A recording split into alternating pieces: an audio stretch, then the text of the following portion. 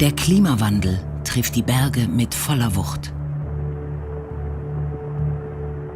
Nein, jetzt ist es gefährlich. Jetzt ist die Permafrost sich lösen. Wir haben mehr Steinschlag.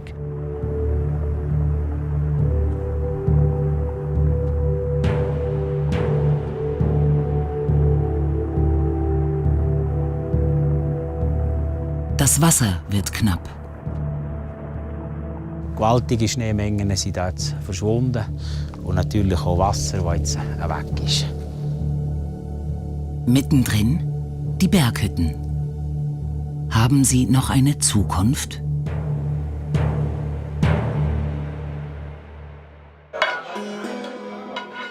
Ende Juni. In der Lischana-Hütte im Unterengadin warten die Gäste aufs Abendessen. Hüttenwartin Evelyn Allenbach tischt auf.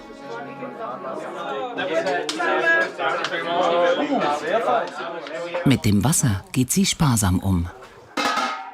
Jetzt sind hier etwa 15,5 drin, also das ist sicher zu viel.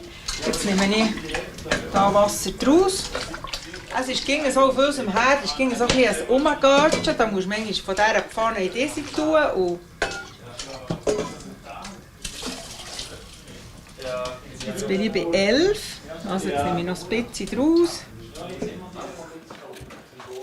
Christian Witwer und seine Partnerin gehen mit dem Wasser haushälterisch um.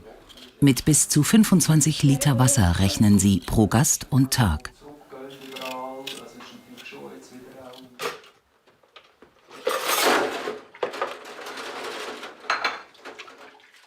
Könnt ihr euch vorstellen, dass ihr Wasser rationieren müsst, wenn jetzt die Tröchni so gross ist? Die würde ich wahrscheinlich jedem Gast also einen Liter, in einer Flasche 1 Liter Wasser zur Verfügung geben, dass er sich waschen, Zähne putzen kann. Und dann würde ich einfach den Wäschraum, da kann ich das Wasser abstellen, im WC kann ich das Wasser abstellen. Also das Szenario habe ich im Kopf schon durchgegangen. Ich möchte es nicht machen, aber das ist, die Überlegung findet statt. Duschen können die Gäste hier nicht. Das ist dem Hüttenwartepaar vorbehalten.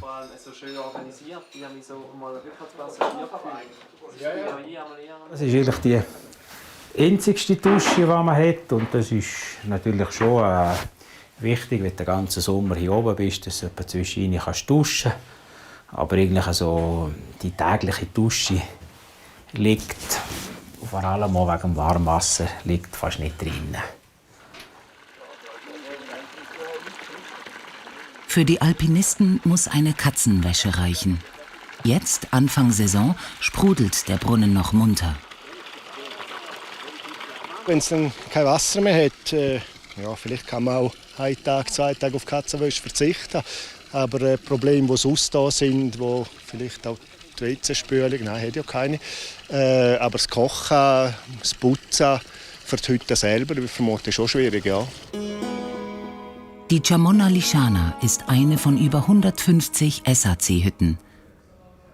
Wird sie Ende Sommer noch genug Wasser haben?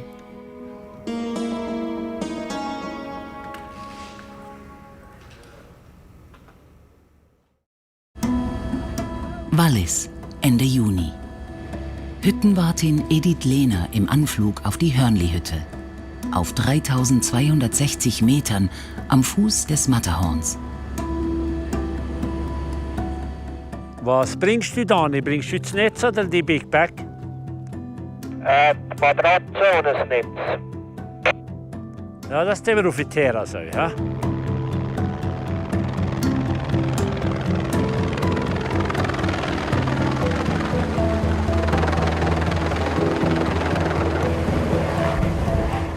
Hüttenwart Martin Lehner koordiniert die Warenlieferungen.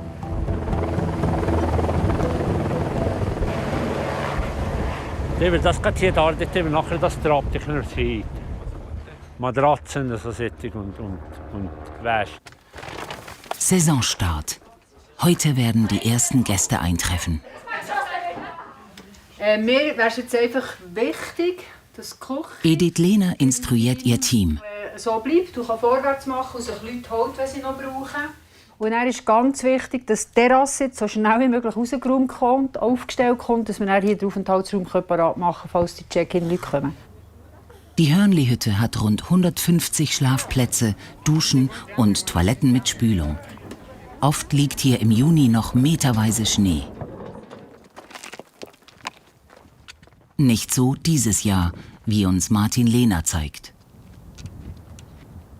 Er ist schon unglaublich, wie er momentan abnimmt, der Gletscher. Und jetzt seht ihr, jetzt haben wir Ende Juni und wir haben eigentlich schon keinen Schnee mehr auf dem Gletscher drauf. Also wir sind jetzt hier auf 3260 Meter, eigentlich da, wo die Schneefälle oder die ganze Lawine immer auf dem Gletscher sitzen bleiben, ist jetzt schon oben. Also das heisst, von jetzt sofort schon, oder schon seit ein paar Tagen, nimmt der Gletscher an Volumen ab. Also er kann nicht jetzt noch Schnee, der nicht irgendwie schützen. Also es ist direkt, er ist direkt auf dem Eis. Und wie ihr hier seht, ist das ein totaler Osthang. Und da scheint natürlich morgen um 6 Uhr habe ich momentan die Sonne drauf. Gell? Und es scheint die ganze Nacht bis am Nachmittag um 4 Uhr scheint da fast die Sonne drauf. Wenig Schnee. Der Berg ist darum besonders gefährlich. Das wird sich in diesem Sommer noch zeigen.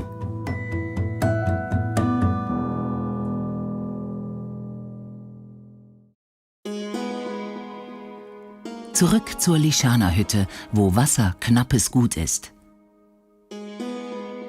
Hüttenwart Christian Witwer kontrolliert das weit verzweigte Leitungsnetz auf Lecks und Schäden.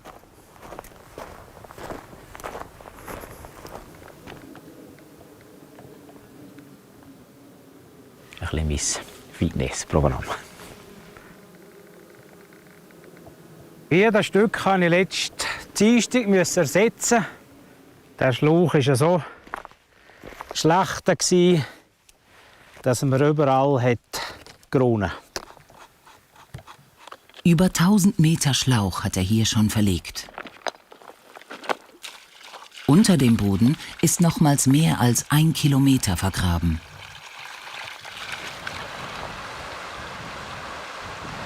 Ich kann ja nicht irgendwo einer Baufirma sagen, meine Fassung ist verstopft. Fliegen mit Backer da hoch, hätte man das so frei machen. Du bist als Hüttenwart, ging aber ein bisschen improvisieren. Man sieht, meine ihm käme noch Wasser, aber weil es halt ein bisschen schwierig ist, das sauber abzudichten, verliere ich praktisch das wenige Wasser, das noch kommt. Bei jedem Gang hält der gelernte Forstwart und Bergführer Ausschau nach neuen Quellen.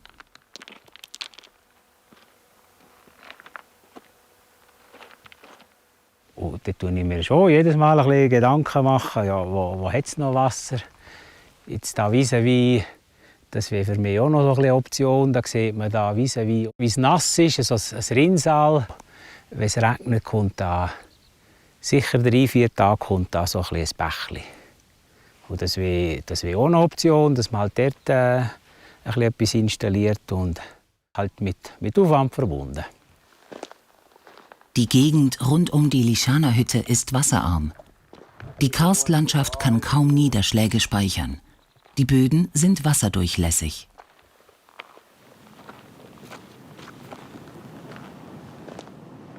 Der einst mächtige Lischana-Gletscher hat sich an die Bergflanke zurückgezogen. Lange war er die wichtigste Wasserquelle für die Hütte.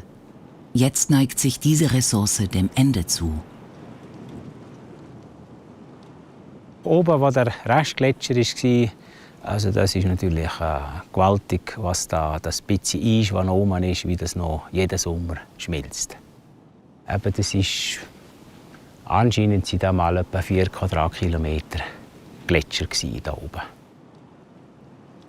Auf fast 2800 Metern liegen die Überreste eines unkonventionellen Versuchs, Wasser zu gewinnen. Christian Witwer räumt sie zusammen.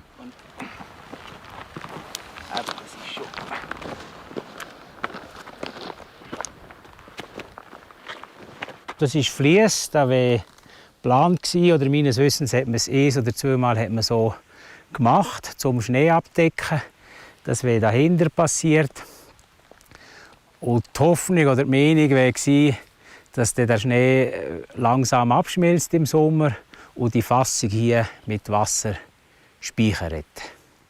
Aber die Fassung ist mir schon Anfang August schon trocken gelaufen. Darum kann ich eigentlich sagen, das funktioniert hier leider nicht. Der Boden ist vermutlich zu undicht. Möglicherweise hat man das zu wenig gut abdichten und das Schmelzwasser, das ist nach unten verschwunden. Hier ist jeder Tropfen Wasser wertvoll. Der Hitzesommer wird die Lage verschärfen.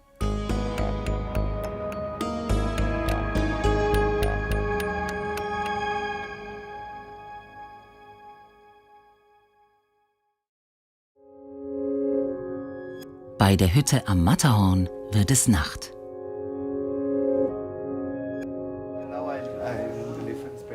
Der Hüttenwart lädt am Vorabend der Gipfeltour zum Apero ein. Martin Lehner stammt aus einer Zermatter Bergführerfamilie. Er warnt seine Berufskollegen vor Steinschlag, der wegen des fehlenden Schnees häufiger wird. Wenn ihr nahe beisammen seid und am langen Seil geht, bewegt ihr zu viele Steine. Das ist gefährlich, vor allem für jene, die unten sind. Gestern brauchte ich keine Steigeisen, aber ich würde sie trotzdem mitnehmen, für den Fall, dass es in der Nacht stark stürmen sollte. Aufbruch am frühen Morgen. Als Erste gehen die schnellsten und erfahrensten los, die einheimischen Bergführer mit ihren Gästen.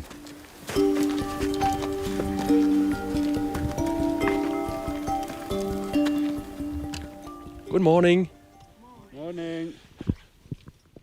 Kann ich dich fragen, wie es geht? Es geht mir gut. Ich bin motiviert, hochzuklettern. Hast du Angst vor Steinschlag wegen der Hitze? Nein, vielleicht ein wenig. Aber ich denke nicht, dass es ein Problem sein wird. 18 Personen steigen heute aufs Matterhorn.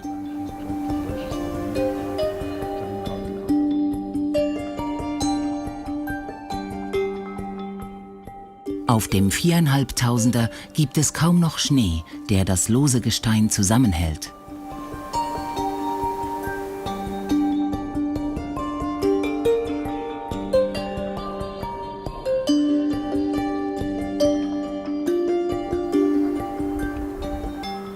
Hüttenwart Martin Lehner kennt die Tücken des Horror, wie die Einheimischen es nennen, und weiß, was nun drohen könnte. Heutzutage sagen wir, wenn die 0 Grad Grenze eine Woche auf 5000 Meter ist, dann wir eigentlich sagen, nein, jetzt ist es gefährlich, jetzt ist der Permafrost wird sich lösen, wir haben mehr Steinschlag, die Zone wird ein bisschen prekär. Und dann muss sich der Bergführer ein bisschen umdenken. Dann muss er sagen, okay, das Matterhorn momentan geht nicht, das ist zu wahr, ich muss ausweichen auf andere Türen. Bei der Hörnli-Hütte macht sich ein Spezialist für Permafrost bereit. Jan Beutel von der Universität Innsbruck erforscht, wie dieser sich am Matterhorn verändert. Er und ein Mitarbeiter von Air Zermatt lassen sich auf 4000 Meter hinauffliegen.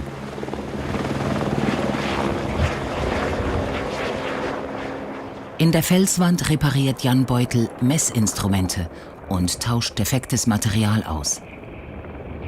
Ein Netz von Sensoren liefert Daten zu Klima und Bewegungen im Fels.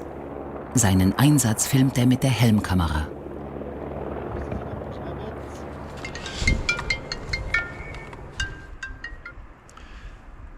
Hallo, hallo. Ich habe eben 2 Sachen gemacht. Das Kabel eingebaut und den Reset-Knopf gedrückt. Nein, da leuchtet gar nichts. Kann man da noch mal irgendwo etwas Power cyclen oder etwas? Das Matterhorn ist einfach hier unser spezielles Forschungsobjekt, aber genauso wie die Gletscher sich zurückziehen, schwindet auch das Eis im Boden. Und wir sehen immer mehr Bewegungen und wir sehen eben auch immer mehr, dass sich das Gelände neigt.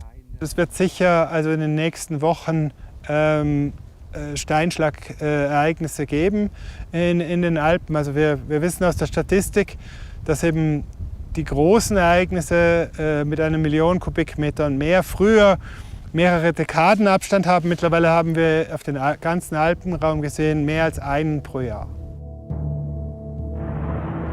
Wenige Wochen nach unserem Besuch. Auf der Südseite des Matterhorns brechen Felsmassen ab. Verletzt wird niemand. Der italienische Bergführerverein setzt die Touren vorläufig aus.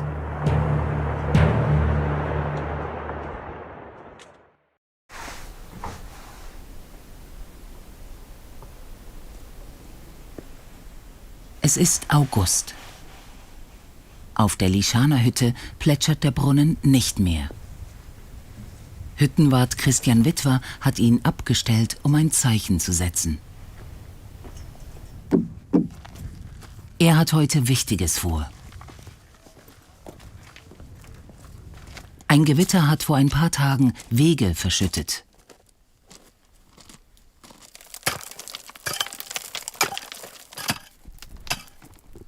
Es sind natürlich ein Haufen Leute, die das halt nicht so gewohnt sind im weglosen Gelände.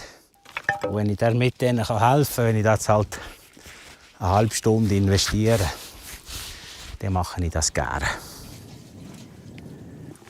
Das Gelände ist ausgetrocknet. Eben vor Ende Juni ist da hier noch ein ziemlicher Bach gekommen. Hier war ein Seele und dann konnte ich über das Seele mit Vakuum das Wasser ansaugen und habe dann das Wasser gehabt. Und eigentlich von diesem Mürli weg ist Ende Juni noch alles mehr oder weniger schneebedeckt. Also da ist gewaltige Schneemengen sind jetzt verschwunden und natürlich auch Wasser, das jetzt weg ist. Seit langem sucht Christian Witwer nach Alternativen. Auf 2900 Metern erwartet uns eine Überraschung. Eine neue Quelle.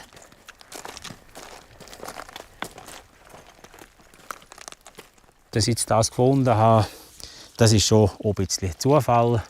Aber eben, ich habe schnell einmal gemerkt, dank den Algen, dank dem Moos, dass das ein Ort ist, wo ständig feucht ist. Darum möchte ich jetzt in Zukunft hier es noch ein bisschen erhöhen, dass sich einfach der allfällige Material, was der gleich mitbringt, dass sich das besser da unten setzen kann und nicht schon durch bis zur Leitung kommt.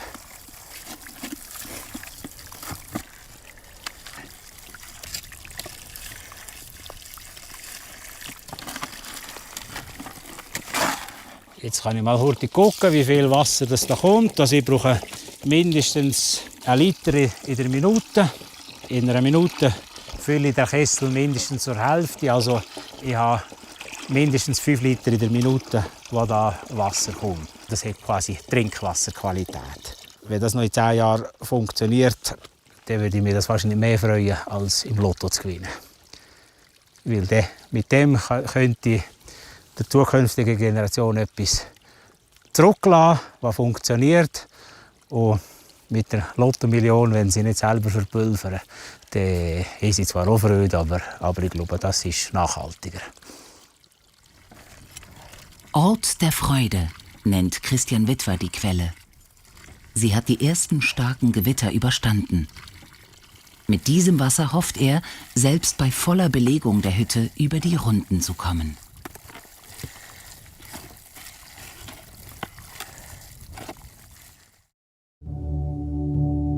Zurück zur Hütte am Matterhorn, Ende Juli. Hier hat sich mit den Hitzewochen die Steinschlaggefahr verschärft. Martin Lehner nimmt uns mit an den Berg. Zuvor haben die Zermatter Bergführer zeitweise von Gipfeltouren abgeraten.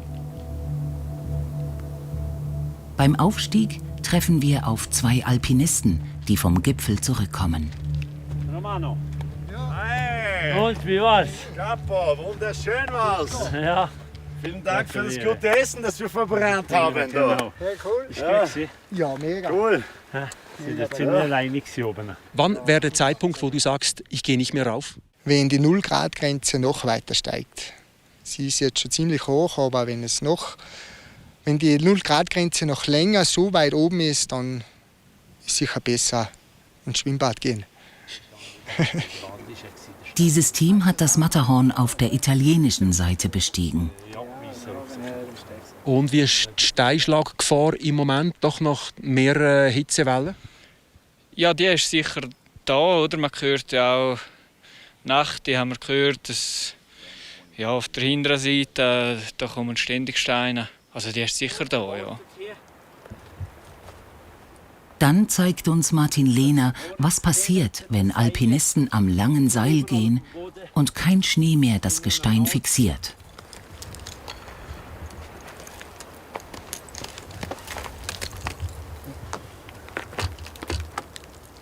Wenn ich jetzt Seile ziehe, siehst, dann passiert genau das. Dann lese ich die Steine und dann tut das einfach überall die Steine lesen. Es geht hier, dann geht es wieder da zurück.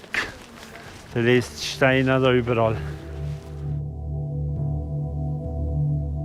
Das Matterhorn birgt für alpinistisch Unerfahrene im Hitzesommer noch größere Risiken als sonst.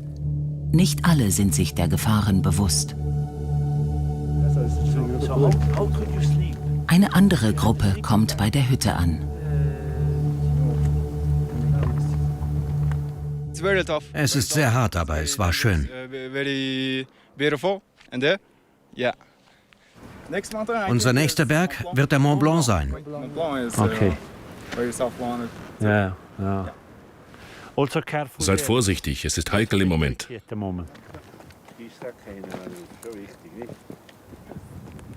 Ich kann es jetzt heute Morgen ein bisschen beobachten, wenn sie abgestiegen sind. Sind es natürlich auch. Sie waren in Dreierseilschaft, sie waren angeseilt, aber haben natürlich null Ahnung von Seilhandhabung. Wenn einer von denen stürzt, sind eigentlich alle drei weg. Du wirst abraten von so einer Tour jetzt? Ja, einmal so zu dritt und wenn du nicht weißt, wie man mit dem Seil umgehen, absolut abraten, jawohl. Haben Berghütten eine Zukunft? Dank der neuen Quelle hat das Paar auf der Lischaner Hütte diesen Sommer genug Wasser.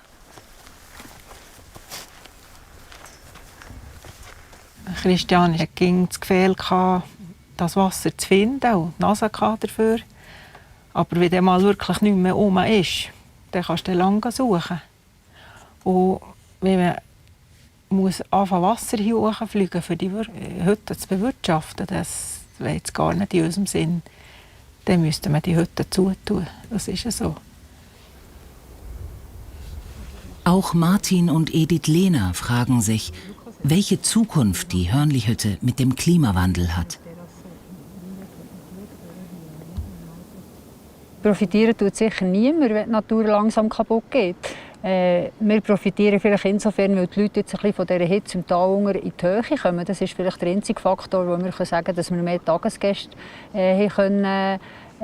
Aber sonst profitiert niemand von diesen Umständen, dass die Natur kaputt geht.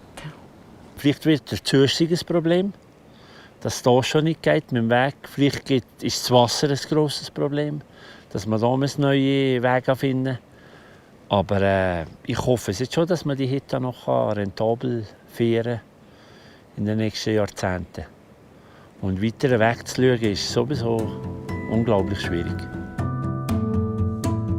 Diesen Hitzesommer haben die Hüttenpaare bald überstanden. Der Alltag auf der Lischaner und der Hörnli-Hütte dürfte künftig aber nicht einfacher werden.